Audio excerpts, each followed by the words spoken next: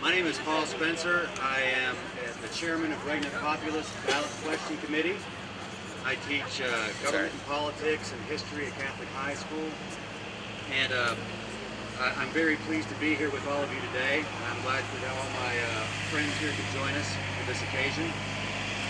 When I moved to Arkansas about 16 years ago, and being a government instructor, I became enamored with the political system that you all had down here. It was unlike anything that I'd ever seen before, because you based your candidates on a handshake. You know, these family names like Bumpers, Rockefeller, McMath, they all meant something to somebody else because these were all pillars in the community, and you could see these people on the street and the contributions that they were making to the lives of everyday Arkansans. And I was, like I said, I was really enamored by that, and it was so unusual for me to see something like that. And as I taught my government class, that's something that I always emphasized. 2010 came around, and the Supreme Court ruled in Citizens United, a very poor ruling, I might add, that kind of changed that whole paradigm. Now, it's not these familial ties, or it's not these ties of kinship or sense of place that bind us with our politicians. There's no link anymore. It's whoever can bring the most money in to get on the ballot. And that's a bloody shame, because we were unique in that. We knew who we were voting for. The weight of argument is given way to the weight of money. The weight of litigation, carries way more credibility than your family legacy in the state, how long you've been here, and how well you know the people in this state. So, in order to help remedy that, we've been working with several organizations in and out of the state to put a ballot measure before the voters in 2016 that'll do two things. And I'm going to introduce to you right now somebody who's going to better explain that to you. Our first guest speaker is named John Bonifaz. He is the co-founder and president of Free Speech for People. He's from Amherst, Massachusetts. That's John Bonifaz.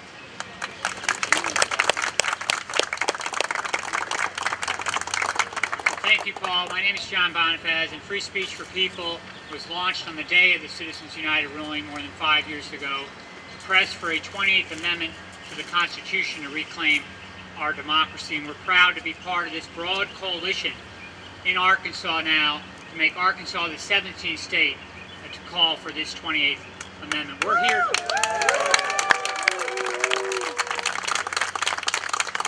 today because American democracy is in crisis. Big money interests are drowning out the voices of ordinary citizens. The promise of political equality for all is endangered. And we're here to demand that a 28th Amendment to the Constitution be put forward by the United States Congress and sent to the states for ratification to get big money out of politics, to level the playing field, and to reclaim our democracy. Now, this ballot language that Paul referenced is going to do two things. It's going to strengthen disclosure with respect to political spending in Arkansas elections, and it's going to call for Congress to pass and send to the states for ratification a 28th Amendment bill to get big money out of politics and allow for overall limits on campaign spending in elections. The American people know that big money is blocking us when it comes to our democracy, when it comes to economic justice, the environment, education, health care, the question of war and peace. Big money interests are at the center of that fight, and they're controlling our politics, and they're blocking the public interest. And that's why we're standing up today across the political spectrum, Republicans, Democrats, Independents, to demand our democracy back. We have done this before in our nation's history. 27 times before amending the Constitution. 7 of those times to overturn egregious Supreme Court rulings. We've done it to expand our democracy and to defend our democracy. We can and we must do it again. All right. Yeah. 16 states, since the Citizens United ruling, 16 states have gone on record calling for this constitutional amendment. More than 650 cities and towns across this country. Last September, we held an historic vote in the United States Senate with 55 U.S. senators going on record for this amendment. This is a time for the 28th Amendment. We can do it again, and Arkansas can be the 17th state to call for this amendment and restore democracy for all. Let's do it.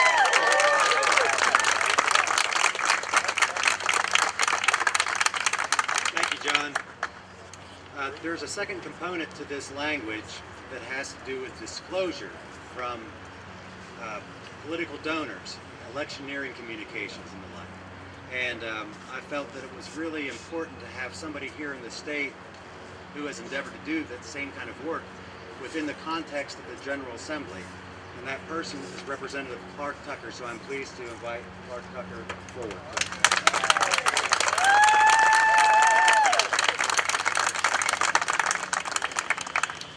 Thank you very much, Paul, for having me here today. Paul just invited me to talk about some of my experience in the last legislative session about some work that we did on this front. With the help of a lot of smart people, we put together a piece of legislation that essentially had two pieces to it. The first was a disclosure piece, and it didn't seek to affect how much money you could spend or what you could spend your money on. All it said was that if you are buying hundreds of thousands or millions of dollars worth of television or radio advertisements in Arkansas to influence the outcome of an election, then the people of Arkansas have a right to know who's paying for those ads. Absolutely. That loophole has mostly been closed at the federal level in by about half the states in the country. The second piece of the legislation affected the coordination between a candidate and an outside group. And all it sought to do was to say that if a candidate personally coordinates with an outside group in the production of a television or radio advertisement, then the purchase of those ads constitute an in-kind contribution to that candidate's campaign. And that loophole has been closed at the federal level and by virtually every other state in the country other than Arkansas. Unfortunately, we weren't able to get either piece out of the General Assembly during this session. The disclosure piece was basically dead on arrival.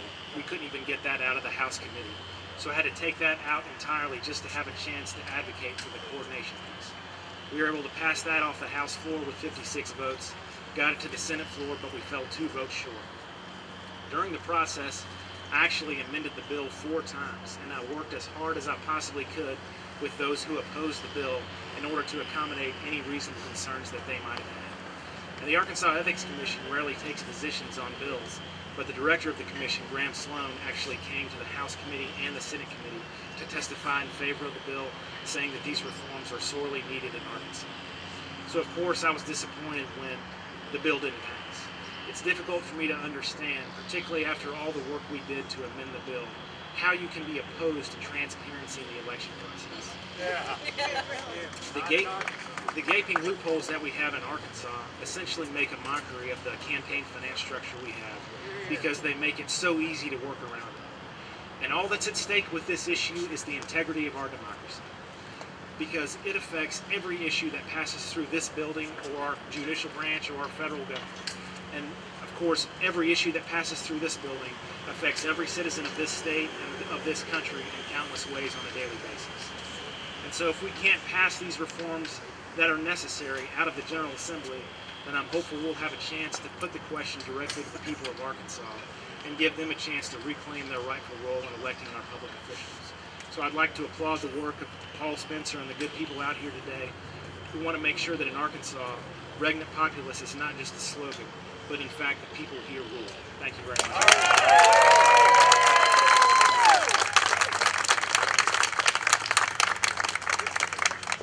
Thank you, Clark. Another one of our national allies is People for the American Way. People for the American Way has joined our coalition, I would say probably at least 9 months ago, and they've become an integral part of the process of getting the support that's needed to make this thing work, place this before the people. So I'd like to introduce Rio Tazwell from PFOC, and he'd like to say a few words about his role and what we hope to accomplish. So, Rio. Thank you, Paul. Thanks to all the media outlets that are here today. It's great to see so many cameras, and thanks to all the brave people here behind us. My name is Rio Tazwell. I'm the campaign coordinator for the Government by the People campaign at People for the American Way. And I'm so excited to be here with you all today for a number of reasons. But first and foremost, it's just unusual to have an issue that has such an overwhelming consensus as the influence of money in politics. Depending on the polling that you look at, between 80 and 90% or even more people believe that there's too much money in politics. And almost an equal number believe that something should be done about it. How many issues can that be said for? It's really amazing. Why isn't there more action on this? We're studying this at People for the American Way. We work with a lot of national organizations that are trying to understand why there isn't a greater political movement already in place. And what we've found out is that people feel powerless.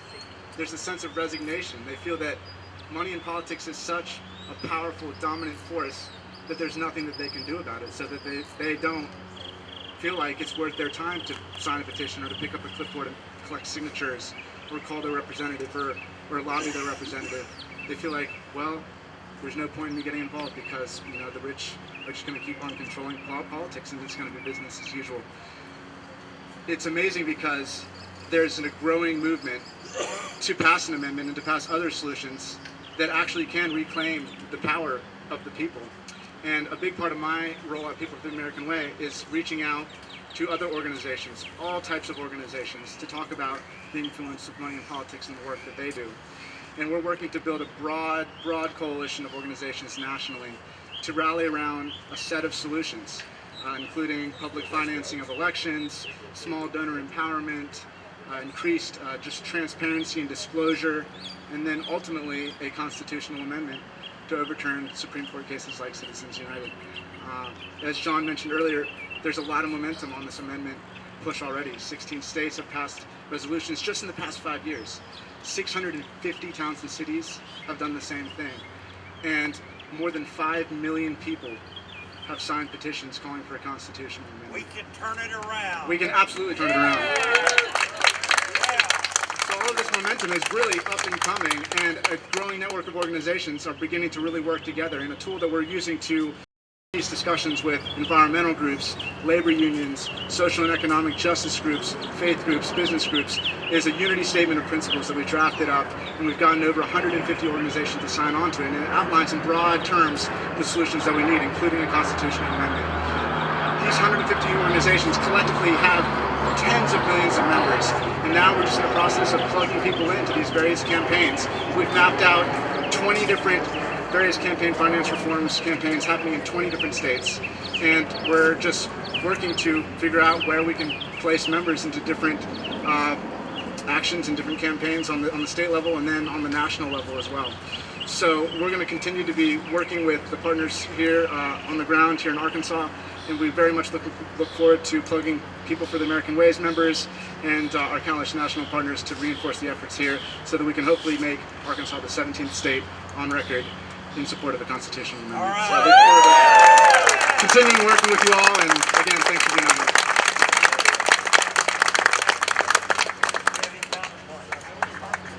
Thank you, Rio. Our next speaker, I invited him to speak. He's a member of the Arkansas Democracy Coalition, one of the organizations that's one of our charter members. But I think what a lot of people don't fully understand is the degree and how insidious this money really affects every nook and cranny of society. So I think one of the better ways to do that is to introduce to you Steve Copley. And Reverend Steve Copley is the head of the Arkansas Interfaith Alliance, and I give you Steve Copley. All right.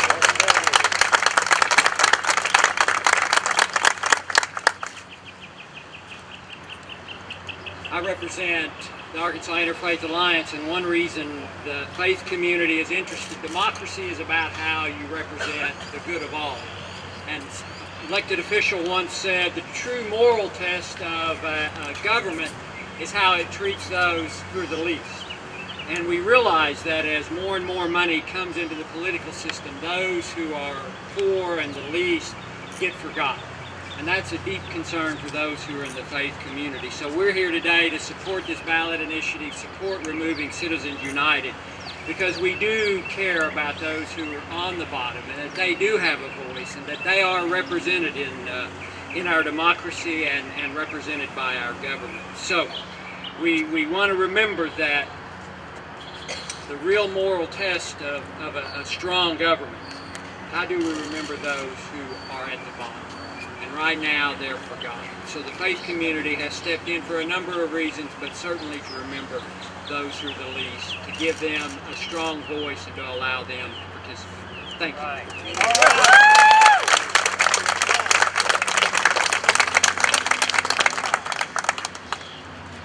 Okay, next on the agenda is a young man who has grown very near and dear to me. He was one of the first national organizers that I've worked with, and I've been in communication with this person for quite some time now. His name is Jonah Minkoff-Zern. He represents Public Citizen here today. He has been instrumental, along with a lot of our own national groups, but Jonah and I, we go back a long way. So, Jonah Minkoff-Zern.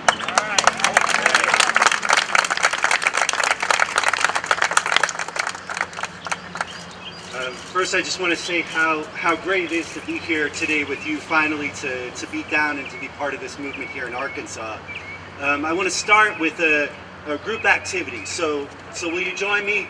Tell me what democracy looks like. This is what democracy looks like. Tell me what democracy looks like. This is what democracy looks like. Tell me what democracy looks like. This is what democracy looks like.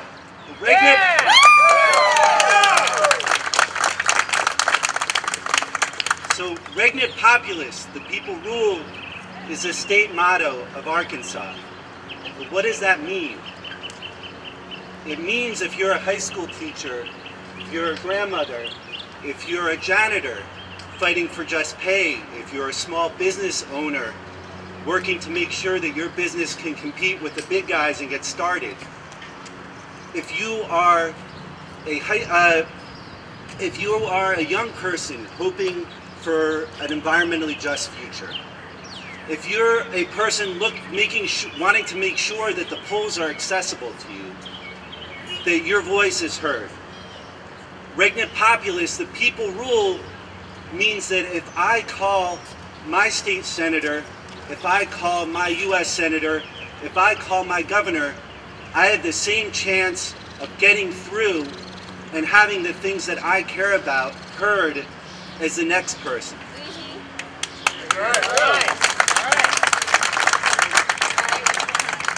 When billionaires and special interests spend billions upon billions of dollars on our elections, over $60 million was spent on the U.S. Senate race just here in Arkansas in 2014. It was almost $80 per vote that was spent in just one race here in Arkansas. That means my contribution of $40, that's about what I can give. I don't know about most of you. Doesn't really matter. My voice doesn't really get through. The politicians are hearing the voice of the billionaires. They're hearing the voice of the special interests. And that means the issues that we care about as everyday people, whether it's having a job, whether it's having health care, whether it's having a living wage, those issues don't get heard in the halls here. They don't get heard in the halls of Washington. Right on. Yeah. That's why we're here today, to make sure Arkansas is the 17th state to call for a constitutional amendment, to make sure we have disclosure so at least we know who's buying our politicians, and to take action so we can build a movement, because this is not just about getting the 70,000 signatures we need to get on the ballot. It's about building a movement to create a change so no one here and no one in Washington who's been corrupted by this money can stop us. So thank you all for being here today, and let's chat one more time. Tell me what democracy looks like. This is what democracy looks like. Tell me what democracy looks like. This is what democracy looks like. Thank you.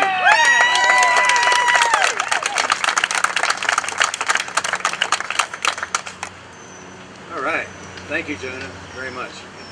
Next, somebody who I believe to be one of the great up-and-comers in Arkansas politics. He made a recent run for the State House. Unfortunately, he didn't quite make it through. But I predict that, that the wind will blow this off. And I also predict that Tyler Pearson, on his next endeavor with electoral politics, will lead Arkansas into a new generation. So I'd like to ask Tyler Pearson to come down and speak to you all for a moment.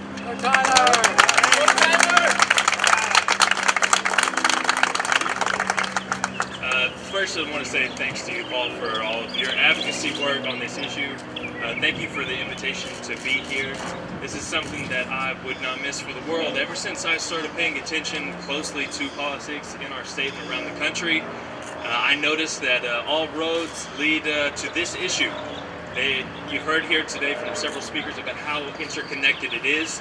I won't reiterate what they have said, but I believe very strongly in that notion that this issue is the root of many of our issues. I just see a couple of my friends from graduate school who arrived in the crowd today, and glad to see them here. Sorry to put you on the spot, but you actually reminded me of something. When I was in graduate school with these fine fellows, we were all very dedicated and passionate about wanting to change the world and do something. We wanted to work in healthcare. We wanted to work in state government. We wanted to work in education policy. We wanted to be advocates. We wanted to see a better tomorrow. But many of us knew that without changing this first, all of our efforts would be hamstrung, and we would not be able to create the world that we want to see, to pass on to our children and our children's children. I would also say that many folks have been talking since we've been here today about why are you here? You know, if members of the press showed up and asked you, what are you doing here? What is this about for you? Well, as we were asking those questions, I see lots of tour groups from elementary schools from across the state, leading kids to the Capitol to see what democracy looks like, what it should be, what it is. And I felt very strongly in that moment that that's why I'm here. This is about future generations. This is about passing on a country, a state, a government that is effective and that listens to people and they feel enfranchised by, that they have a voice.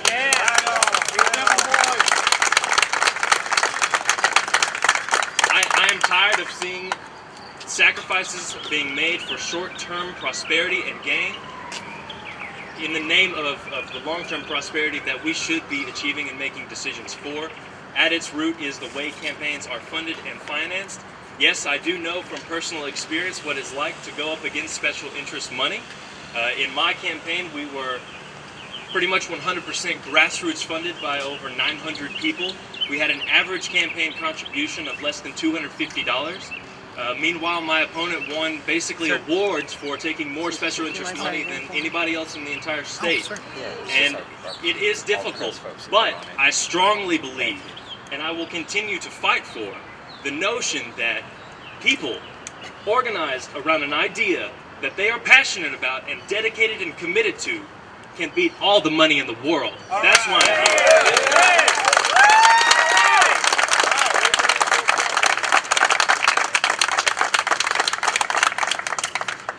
here. Okay, very quickly, you know, a lot of people look at this issue as being a progressive issue, and there is no left or right when it comes to campaign contributions and too much money in politics. Oftentimes, labor is seen as being on the take from the left, but I assure you that organized labor is hurt by this corrupt process just as much as the ordinary person, more so these days. So to speak on that for just a moment, I'm very proud to present to you Alan Hughes, who is the president of the Arkansas AFL-CIO. All right. Good afternoon, everyone. I want to thank you for the opportunity to be here and all these great people behind me. They've got a message and everybody's got to listen, but I'm on a little quick history class. First time I met him, it was about term limits. We kept talking about term limits, trying to do something. It was done by petition drive, was it not? People got together an idea and said, you know what, it's corrupt. They make a life out of it. Next thing you know, they're getting the money that we're talking about from corporations. They sign a pledge. Next thing you know, they're not representing the citizens that should be voting. They're representing the special interest group that we're talking about, the ones that are putting the money into the campaign funds. It puts everybody at a disadvantage. You think about it just here a while back now. We turned around and we talked about the minimum wage. We tried to pass the state minimum wage right here in this Capitol the year before. But the special interest group said, no, we don't want it. The campaign PACs and everything, the ones that were putting the money to it. But it passed overwhelmingly this last election cycle. All right. Because people understood it's the right thing to do. Once again, we're here now.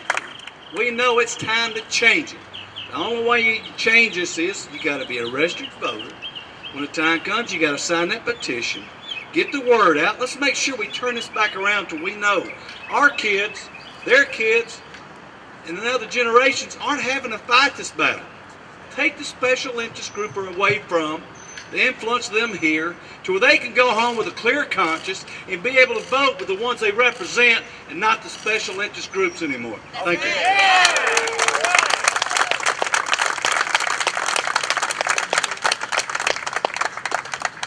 Next on the agenda, I would like to invite forward Bob Estes from the Arkansas Coalition for Peace and Justice. I've known Bob for quite some time now, and I really applaud his work here in Arkansas and all he does, and he's going to say a few words to you today. Hey, thank you.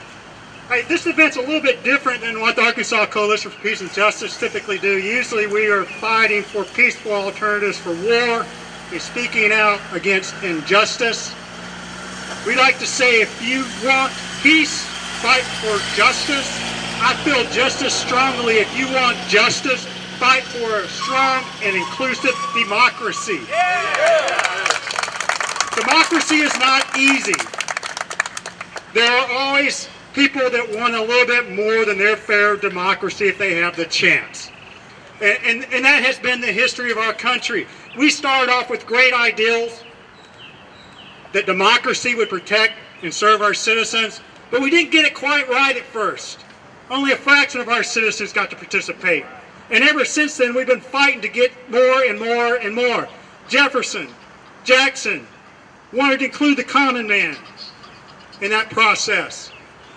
We've had constitutional amendments to give the right to vote to African Americans, women, to elect our senators by people just like you and me, not our state legislature. No offense. But, so the Voting Rights Act from 1965 restored access to the ballot to those that have been disenfranchised. This is a noble history that we have, and we keep fighting and we keep working to make it happen. But things have changed in the last few years, where we have a 200-plus year history of adding inclusion to democracy. Now things are changing, and we're taking those democratic rights and those democratic powers away from people that had it before.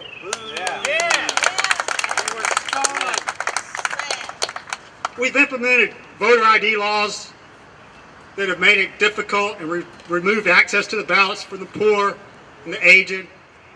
But undeniably, what's happened with Citizens United is the most troubling. And the unbridled flow of money that has brought to these elections.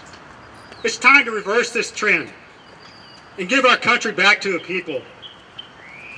Let's make big donors disclose their contributions.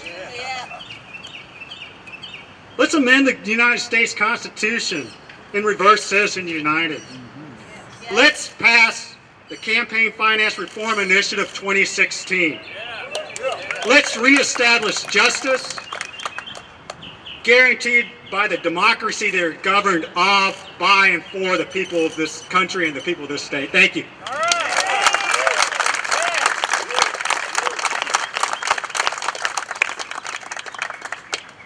Now, I have saved the absolute best for last. I haven't had a chance to spend a lot of time with this person, but from what little I have learned about her in the last few days, I am utterly in awe of her zeal, of her dedication to the cause, and just a genuine love of country. So please join me in welcoming Rana Bazzini. This marvelous young woman led a march 400 miles across Florida for democracy. All right. So please welcome her. All right, Ron.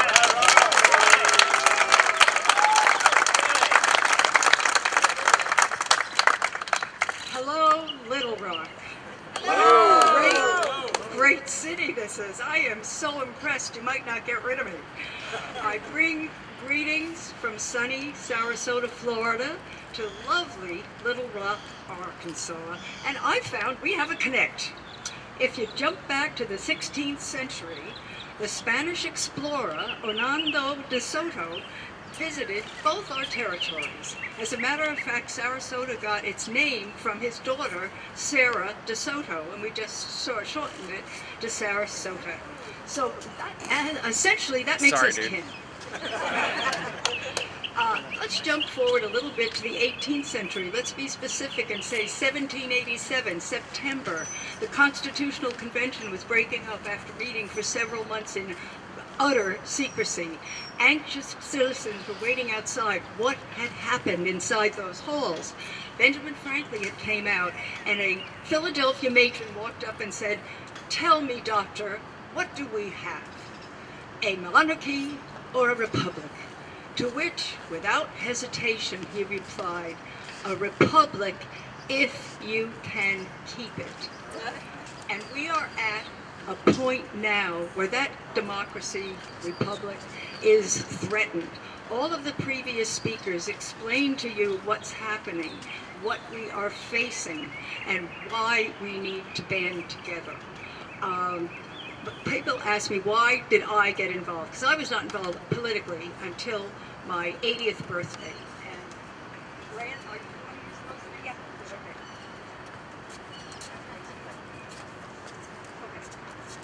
Okay. It's upside down. You have a, I think that is an old. She has to give me a tutorial. Yeah, that's an old lady's version of a PowerPoint.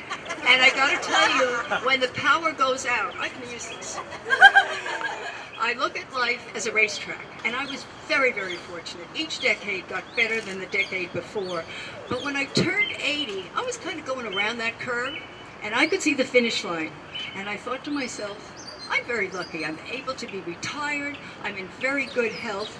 Before I cross that finish line, I want to make the world a better place. And but the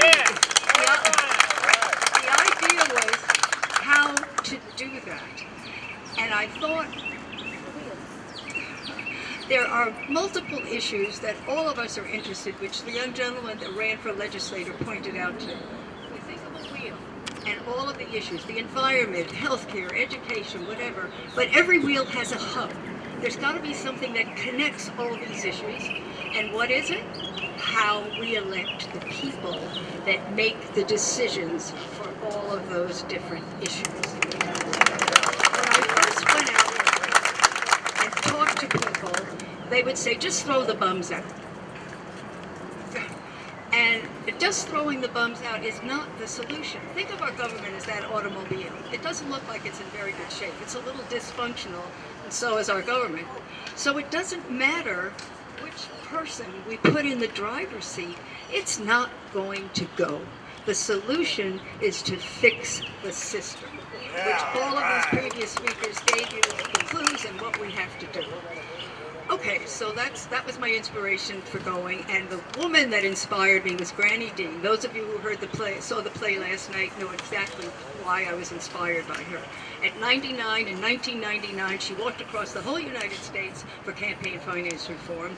She saw McCain, she was very instrumental in McCain finance getting passed. She lived to be 100, and she lived to see citizens united. When she thought, everything I walked for, everything I went to jail for, and oh yeah, they jailed this 89-year-old lady, and has been dismantled. But she also said, democracy is a running game. You huddle and you go back in. So I huddled and I went back again. And I think, do you guys know the origin of the term grassroots? Well, I don't either, but I made one up. And as very clear, she's kind of like, she keeps me on the straight and narrow, which with me is very difficult. And we're riding past the rice fields in Arkansas. And some of them, all you could see was water or soil. But underneath, the seeds are percolating. And then we go a little further and we saw the grass roots coming up. And that's exactly what this group represents. People that have been percolating underneath the visible soil. But all of a sudden, the grass roots have popped. And I really believe we are at a tipping point and we've crossed a threshold where stuff can be done. Somebody mentioned the Senate hearing the amendment last fall. That was a huge step. Now, Arkansas is right on the threshold of doing something historic. 17 is a lucky number. Yeah. Let's make Arkansas the 17th state to pass a resolution to overturn Citizens United. Go Arkansas!